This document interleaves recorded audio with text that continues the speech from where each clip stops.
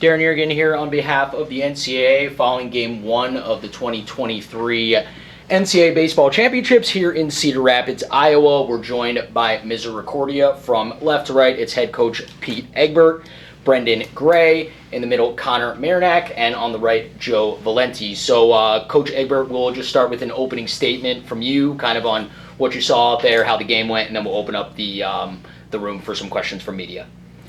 Yeah, just thought obviously tremendous amount of nerves on both sides in both dugouts. Certainly not a very clean baseball game, that's for sure. They just outlasted us. Open up for some questions. I mean, Coach, your guys' style of ball makes it not clean for the other team, right? Can you talk a little bit about that? Yeah, I mean, we're tough to play against. We have a lot of things to try and defend, and that puts some pressure on the other team, and that's obviously very intentional. But they gave us more than they should have for sure. The Johns Hopkins coach talked about getting those extra outs each inning. Just talk about how important it was to sit there and to sort of, once you got a little bit ahead, to keep adding on some runs. Yeah, and that's what we talk about. We got to get our first guy on, and then we've got to extend the lead. I thought that personally the game was not over, but the game was decided in the 7th inning. We got bases loaded, nobody out, and can only scratch across that one run. That's the difference in the game. We hit a gap there. It's a completely different game.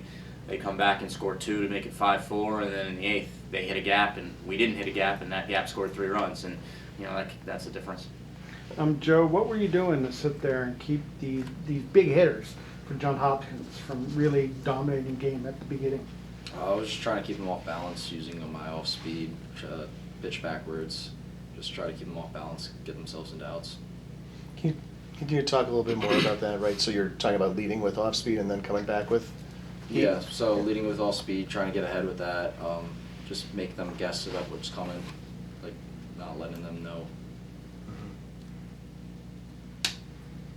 Connor, just talk about the small ball play, the hit by bats, the sacrifices. I think in stolen bases, I think the team leads the nation in all 3 categories. It's our philosophy. We work on it from day one in the fall when we all come in, and we've all bought into it, and it's been working for us, and we're going to keep doing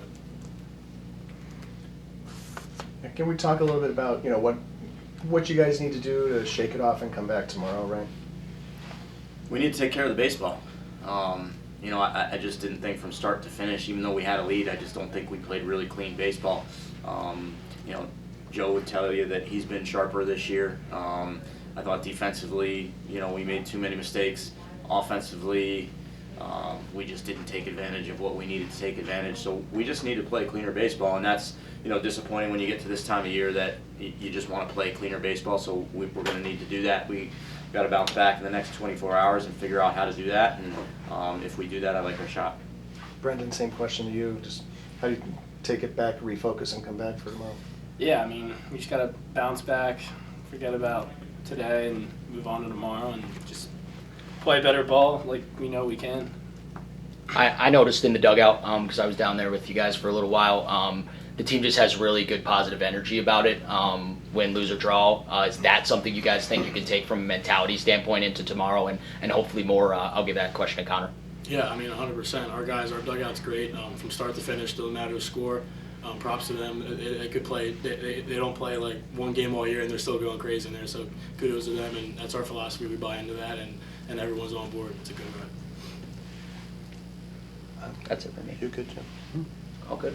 Alrighty. Quick one for you guys here. So Misericordia falls 10-5 in the opening game here, but that'll do it for the Cougars. Thanks to you for joining us, and we wish you guys nothing but the best of luck the rest of the week. Thank you. Thanks. Thanks, guys. Good luck.